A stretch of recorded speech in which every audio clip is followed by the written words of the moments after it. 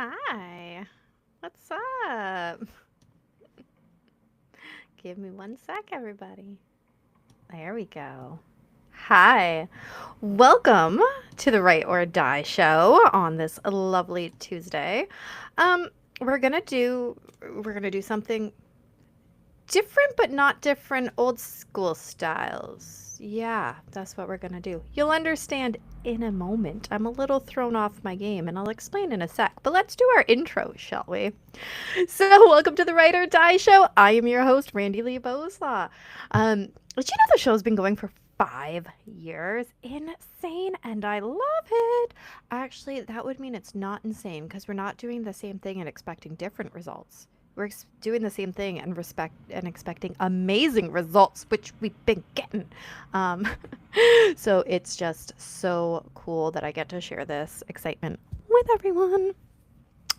So before we get into the episode, I just want to let everybody know that we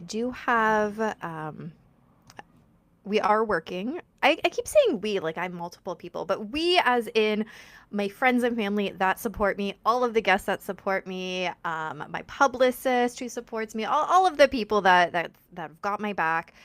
That is the we.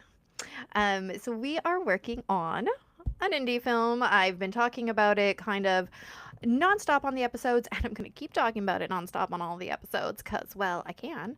I'm going to see if I can share my screen here real quick so I can show everybody something very cool here. Let's see. Is it gonna... Oh, here. There we go. So on the website, I have it updated now so you can be all up to date about what is happening with the movie Goodbye Too Soon, Families Lost by Drug Overdose. The book is out. You can buy it now on Amazon and Ingram Sparks and kind of all of the places that you would do it. You can get a paperback or you can get the Kindle version, whatever one you want. You can read that.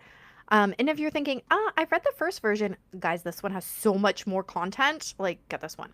Anyways, you'll be able to stay up to date with what we're working on with the production status. The screenplay, I will say, is probably going to be officialized by the end of the weekend. Woohoo! And then we're going to be going into the next steps. So you can see why it matters. If you need, this link down here is going to take you to different supports available, at least in Canada, but I'm sure you'll be able to figure out some if you live outside of Canada. And of course, we do have some different ways that you can support the film, which is so super duper important.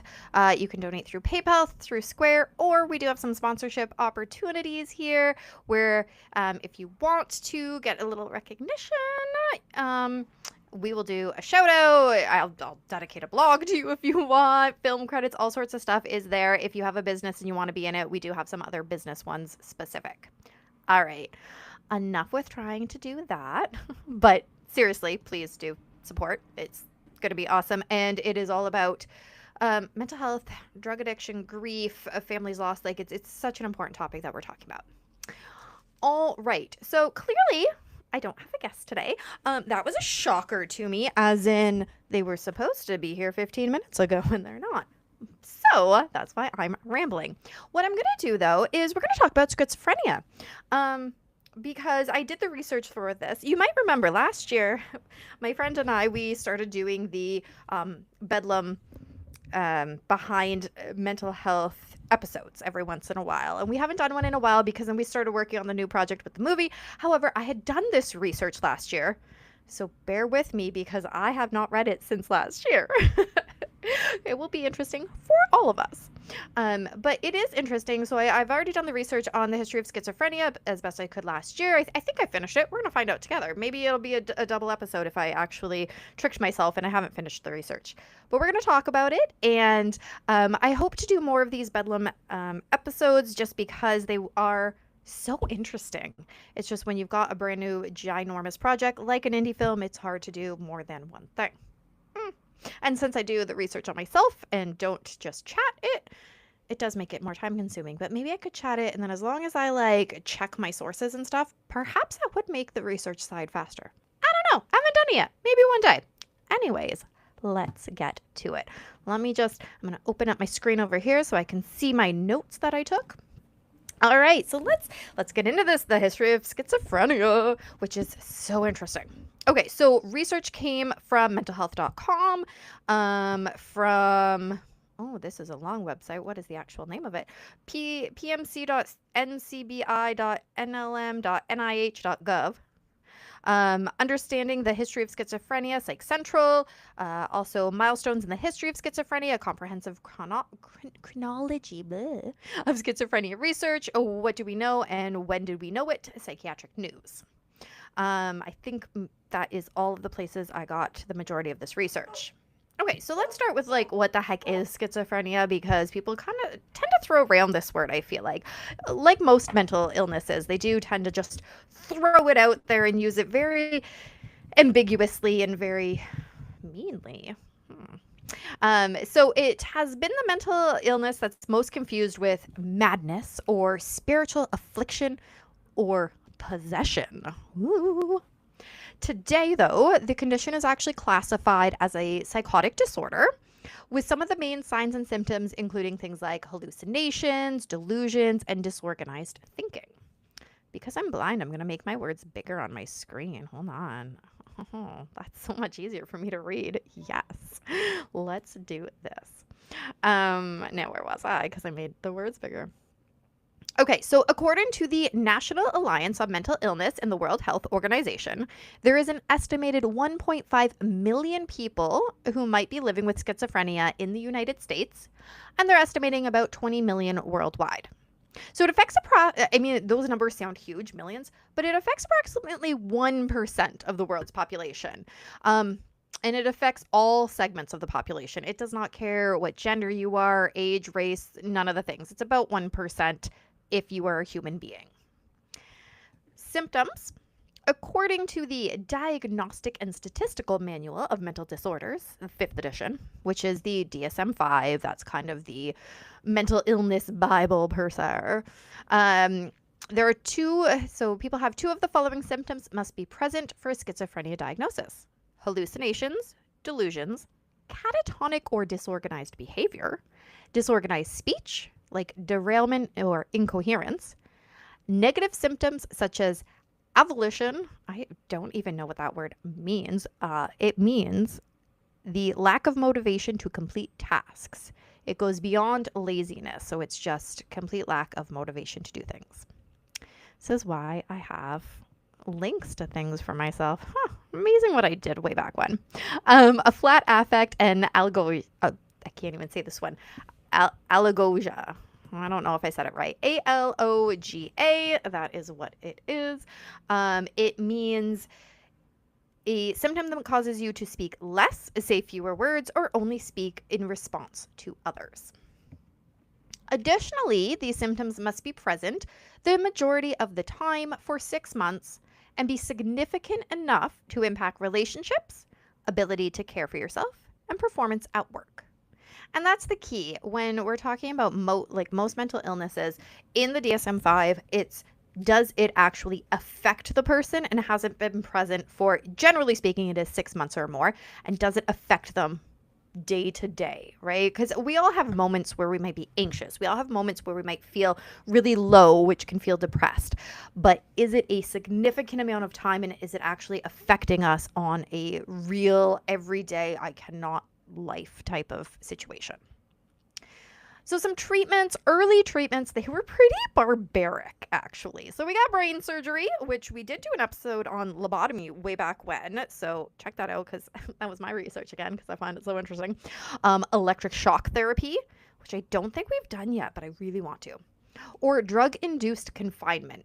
So that could be they just like popped you up on a whole bunch of drugs, but also, and again, there's another episode on this, insulin shock therapy, which I didn't even know was a thing until we got into it. And oh my gosh, it is crazy to me. So go check those out. It was not until anti-psychotic drugs were discovered and developed in the mid-20th century that any other options were really considered. It was basically, this person is not fit for society, so we're just going to shock them, fix their brain by getting in there and just poking around. They didn't know what else to do. Okay, so we're gonna go back in history. There's a reason I don't sing, but too bad. Okay, so history. Schizophrenia's history, it's fraught with ideas like there are spiritual causes and treatments that are pretty unethical or inhumane. Like I said, lobotomy. But really, this is one because when you picture a schizophrenic, a lot of times it's depicted in the media as this super duper crazy person who is talking to themselves, yelling at themselves. They're seeing things, they're hearing things. Like, it's really hard to understand what's going on because they are living in their own world. Now, I'm not saying that's how it is for everyone who lives with it. I'm saying this is a media depiction, and this is why way back through history it was perceived as this possession, this demonic possession, or a witch's curse on them because they just were not with the rest of us. They were seeing things that weren't there. So ancient minds, they frequently perceived that cause, like I said, being possessed. It's that evil spirits, or of course being cursed, bewitched. One of the earliest records of schizophrenic behavior dates back to 1550 BC. Like I said, we went way back. A condition similar to schizophrenia is described in the Book of Hearts, and it has a chapter dedicated to mental health disorders in Eber's Papyrus, which is an ancient Egyptian medical manuscript, which is really kind of neat. Ancient Egyptians attributed psychosis to the dangerous influence of a poison in the heart and uterus. Us women, we really get it when we have those uteruses. Oh, we're just awful. Anyways, so then we're going to go forward a little bit. We're going to go into ancient Greece. Hippocrates, which we've talked a lot about him because Hippocrates, the Hippocratic Oath, it all kind of rolls back into him. He is one of the major players in mental illness and research, even though what he thought was truth is pretty far off. If it wasn't for him, a lot of stuff wouldn't have even been discussed. So it's kind of cool. So Hippocrates, he believed conditions like schizophrenia were rooted in biology rather than this spiritual or metaphysical condition. So instead of you are possessed by evil spirits, he's like, you have your humors out of whack. We did do an episode on those bodily humors, so go back and watch those. I'm not going to get super into them now because we've already done an episode, but basically there was these 4 humors, which I think was like bile, blood, I can't remember the other 2 off the top of my head, but if they were out of balance, something was wrong with you. And this is kind of the first time that somebody said it is within your own person that you have a mental illness. It is not somebody, a demon possessing you. It is not a witch cursing you. It's none of those things. It is something going on. So like I said, Hippocrates, he was far off. However, he really started us on this really good path of figuring things out. Okay, we're going to skip to the Middle Ages now. Symptoms associated with schizophrenia, like psychosis and hallucinations, were commonly viewed as proof of demonic possessions and sin throughout Europe in the Middle Ages. So even though Hippocrates, he was really trying in Greece, come the Middle Ages, they're like, no, we're going to go back to demonic possession. You were so wrong. We don't like that. We're going to go back to demonic possession and witches. Oh my gosh, witches are cursing everyone, right? This is, big witch hunts and things going on. I kind of love that whole thing. Last summer, we went to Salem and went through the witch museums and stuff. I find it so interesting. So that's why I keep saying, because it's so interesting. Maybe I'll do an episode on that one day, because it is quite interesting. Anyways, so there are some medieval sources that indicate that the mental health conditions, like I said, they're thought to be caused by imbalances in the body, diet and alcohol intake, overworking, grief and loss, and they were starting to institutionalize those with mental disorders in asylums, which was beginning in that medieval Europe time, because again, going back thinking, oh, you're possessed, or even if you're so out of whack, we don't know how to treat you, let's mess with your brain, even though we don't know much about it, let's just poke some ice picks in there. Kind of different time frames, but you know what I'm saying, I think. But they're doing these things and they don't know how to fix these people or help them. And so instead, they're going to put them into these asylums and kind of forget about them. They were pretty horrific conditions in them. Like it was not like a nice hospital. They were pretty horrific. So common treatments for this included, and I meant to look this word up. Let's look it up right now. Trepanning. What is this? It was one of the things they did in the medieval times. See, this is why I said my research might be dumb, but it's not. Okay, so trepanning, which is trepanning, is a surgical intervention in which a hole is drilled or scraped into the skull, exposing the brain's protective outer layer. Yeah, that's fun. So it's to relieve intracranial pressure and then to also help them access the brain, called a craniotomy. Oh, yay. Yay. I don't want that. Okay, there's some very interesting pictures on Google when you search that. Okay. Oh, look, if I just continued reading, I'd let you know that exactly what it is. Look at me. So they're relieving the pressure, but it's also releasing the demons out of the brain because now there's a hole in your skull so the demons can escape, because before then your skull, you just held them in. McDonough told Psych Central, and I quote from my researcher, "Early on, people were believed to be untreatable. They often were locked away in asylums. In Europe, people would visit the asylums like they were going to the zoo." End quote. That would be, yeah, we're just going to leave that right there. All right. So late 18th century, we have this guy named Philip Pinel. He was a French physician, and he helped pave the way for humane psychiatric treatment. Woohoo! Yes, humane. So Pinel, he refused to chain his patients in a Parisian insane asylum and began practicing moral therapy in 1798. He was respecting the person under psychiatric care. Oh my gosh, you mean this person is a person and not just something that we want to throw in the trash? What? Very cool. He was establishing doctor-patient relationships based on trust and confidentiality, decreasing stressful or triggering stimuli, encouraging routine activity, and exercise. All right, so then we're going to go forward about 100 more years here, 1893, and I'm going to butcher this name as they always every time do. But anyways, German psychiatrist Emil Kraepelin, and we've talked about this one before because, again, this is one of those psychiatrists that did a lot of research, so he does come up a lot. He coined the term dementia praecox. Don't know if I said it right, but that's what I'm going with. It's meaning premature dementia, and that is how he was describing schizophrenia back then. He was one of the first to actually describe schizophrenia as progressive and irreversible biological condition with potential toxic causes. So it was taken a step further by a director of psychiatric clinic in Estonia. This was Dr. Emil.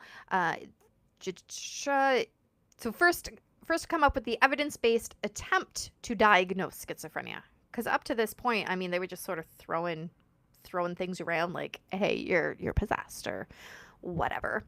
So he was trying to come up with a way to diagnose it, which is super helpful. He believed that this condition had a steady downward trajectory and little to no improvement could be expected. And that part is very sad to just believe that. However, this is how far we've come, though, which is great, right? We went from thinking that they're possessed by demons to, hey, maybe it's part of their brain chemistry somehow, and then to maybe there's a way to help or diagnose, maybe. 20th century, we have a Swiss psychiatrist, Eugene Bleuler. It sounds like I messed it up, but it's the way it looks to me. Bleuler. Bleuler. I'm sure I said it wrong. Okay, so he actually coined the term schizophrenia in 1900.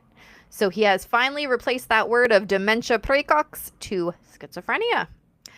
He also coined the famous 4 A's of schizophrenia, which describing the negative symptoms, which later changed to actually 5 A's, which is kind of neat. So the fundamental symptoms are virtually present through all of the course of the disorder. And they're also known as the famous Bleulers. I feel so silly saying it because I know I'm butchering it and I sound like I'm making fun of it, but I'm not. That's what a Bleuler. I don't know. Anyways, algosia, autism, ambivalence, and affect blunting. Delusion is regarded as one of the accessory symptoms because it is episodic in the course of schizophrenia.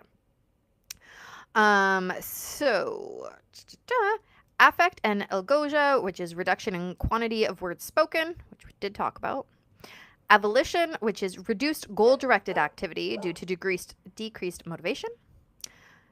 Asociality and anhedonia, which is reduced expression of pleasure. So that's how it became the 5 A's.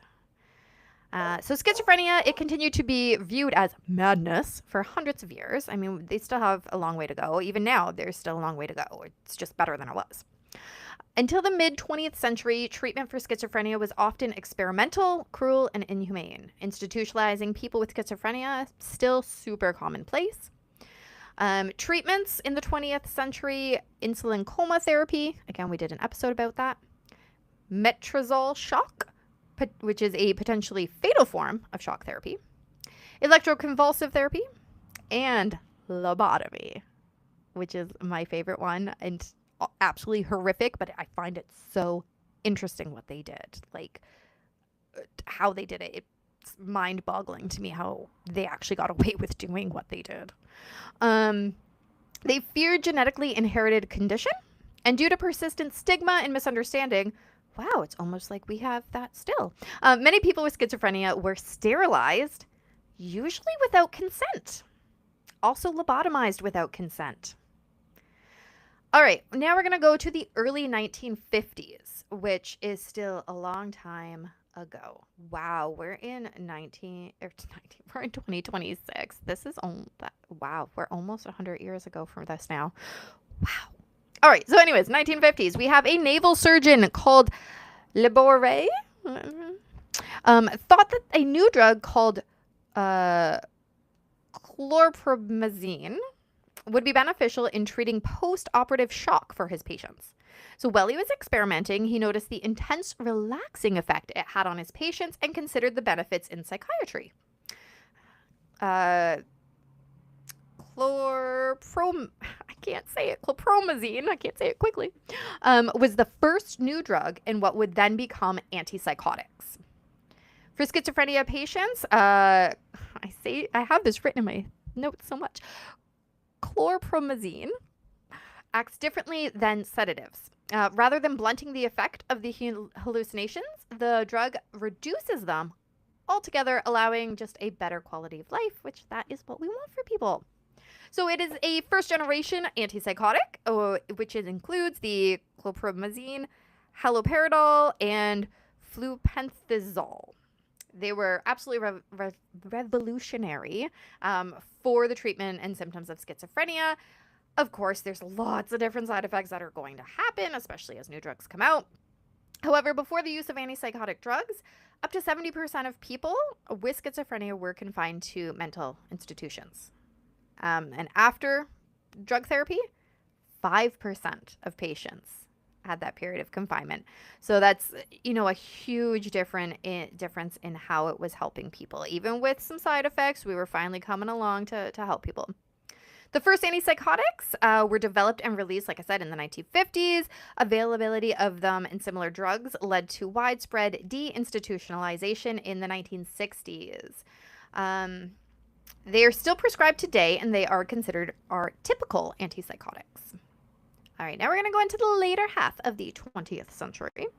Second generation of antipsychotic medication was produced. They are called the atypical ones. Reduce the side effects felt by patients while maintaining the positive effect on schizophrenia symptoms. Around that same time, psychologists were developing cognitive behavior therapy. Woo, love that stuff. CBT. This therapy seemed to be effective in helping schizophrenia patients take responsibility for the management of their illness, and it allowed more people to be cared for at home. All right, 21st century now. The term schizophrenia was used by we already know that. Okay. Did you know, though? I don't know why I have this way down here where this should be way up in my other notes. Anyways, it is derived from the Greek roots. The word contains schizo, meaning split, and phrene, which means mind, like a split mind. Kind of cool. Should have been way up there with Hippocrates. Well, that's all right. Talked about that. See, some of this I did not finish researching. That's all right, though. Early 1900s. That's what I want. Almost all schizophrenic patients would be treated at an asylum. However, like I said, over the years, as the medications was becoming more available, they were starting to go home, which is amazing. Those institutions, though, they were controlled by the local authorities, later discovered lots of abuse in them. Um, at the time, though, they were seen as a compassionate way to care for the vulnerable. And then we found out how they were caring and not so compassionate. A lot of times, too, patients became so institutionalized that they didn't know how to live outside of it. Even if their condition improved, again, because they were so accustomed to how things were running in the institution, they just didn't know how to deal with things outside of it because they weren't teaching them the life skills they needed to be outside of the institution. The current outlook now, currently in the U.S., treatment for schizophrenia patients is managed by a consultant psychiatrist, often in addition to a psychologist and a psychiatric nurse with support by social workers.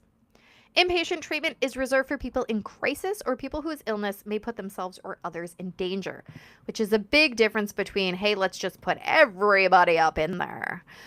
So, like I said, super interesting how it went from, hey, you're possessed to, we can help you.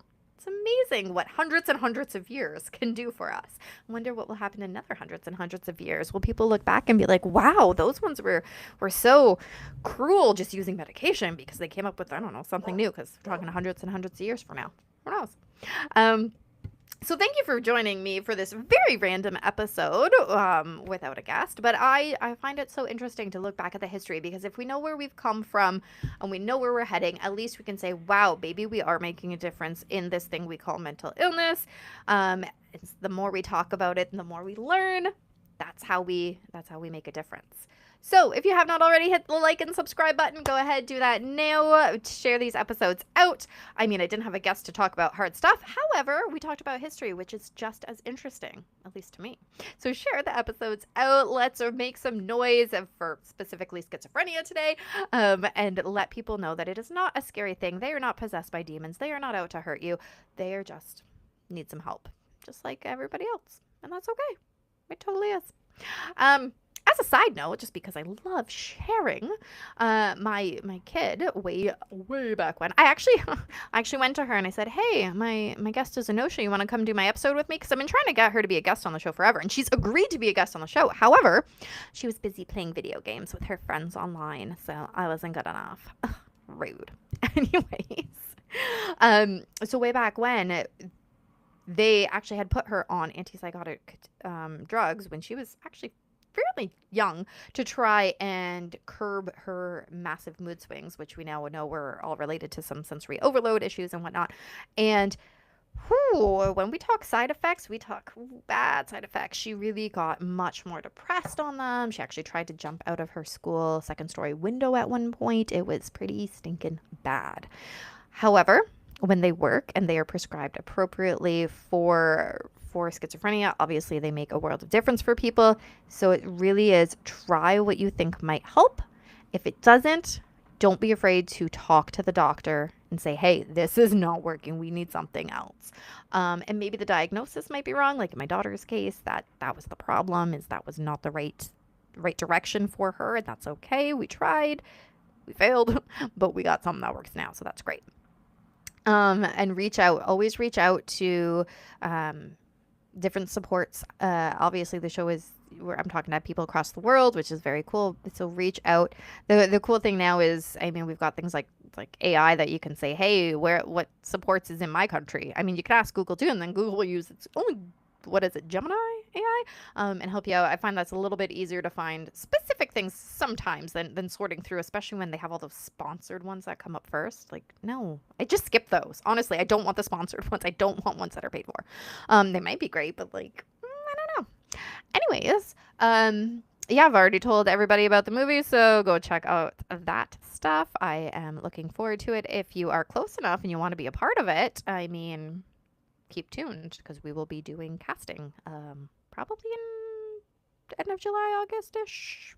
Yeah, that sounds about right. And yeah, hit the like and subscribe button. We are coming really close to our 300th episode of the Ride or Die Show.